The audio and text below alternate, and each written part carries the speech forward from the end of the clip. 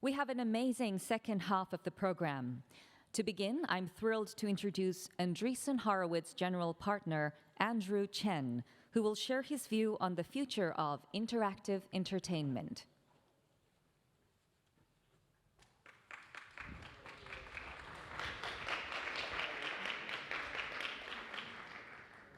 Hi, everyone. So I want to talk to you about a new effort that we have at Andreessen Horowitz that we launched last year, our first venture capital fund focused on video games.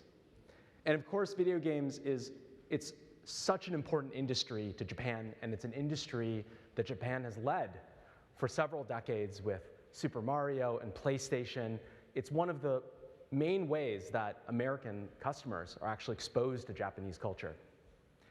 And I think it's one of the best opportunities for startups in Japan to capitalize on that leadership to build the next new generation of software and companies and founders.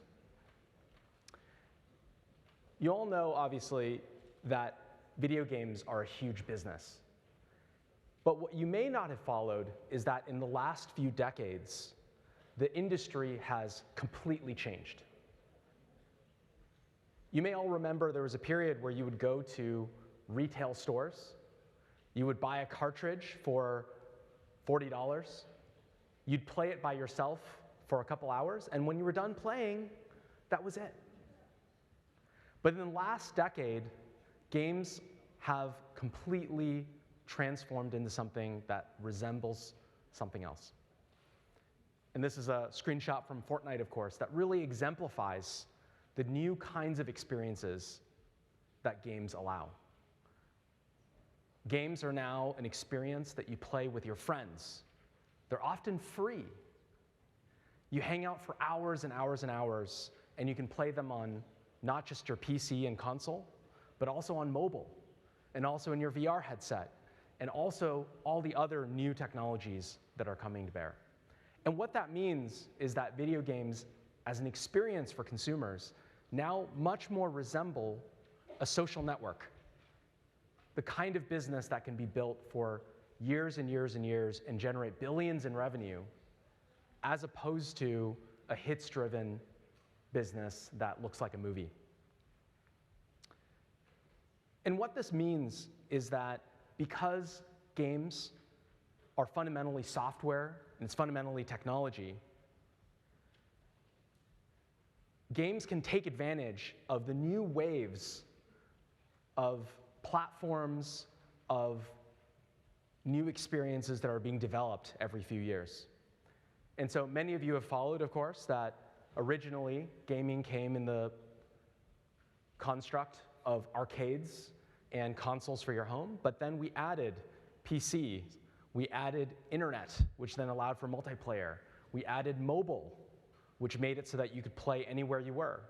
And looking to the future, everything that's happening in VR, AR, in Web3, and of course, generative AI is going to allow for very new, different kinds of gaming experiences.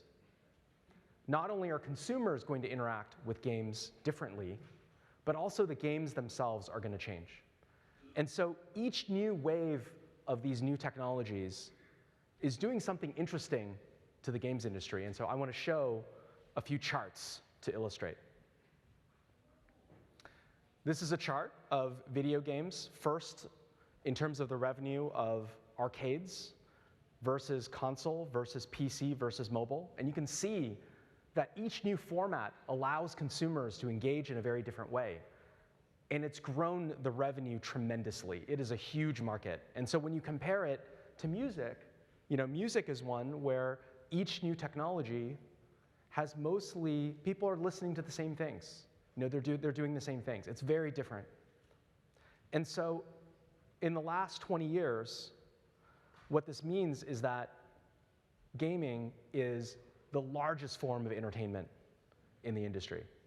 And it's larger than Hollywood and music and books combined. It's a huge, huge market. And it's one where, of course, Japan has had such an important leadership position in the industry. And so this is why we think it's such a compelling opportunity for startups. what kinds of startups might emerge given all of these new technologies? And so what I want to share with you today is three ways of new areas where we're investing. And the first is new game studios and virtual worlds. These are startups and teams that are building brand new games, especially on VR, AR, especially on Web3, especially using generative AI. We're also very interested, as my colleague Martin Casado and other folks spoke to today, of leveraging AI to build new video game experiences that could never have been built in the past. And so using AI for characters, for the environments, that's also very compelling. And finally, we think there's a whole ecosystem of consumer apps that allow for things like esports and video streaming and content creation that's adjacent to gaming that will create some very interesting companies as well.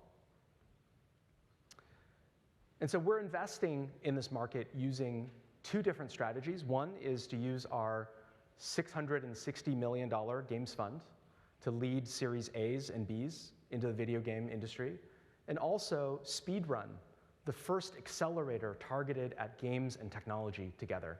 And so we're investing in dozens of companies, teaching founders from the very, very beginning, when they just have an idea, how to start and build companies through Speedrun. And of course, we have to talk about AI in games. One of the things that we're seeing in our portfolio is that tons of games companies are already using AI. They're using Midjourney and Stable Diffusion for concept art. You'll hear from KDM in just a second, which is all focused around 3D assets. And so it's really clear that video games will be one of the first industries that's going to be reinvented with AI.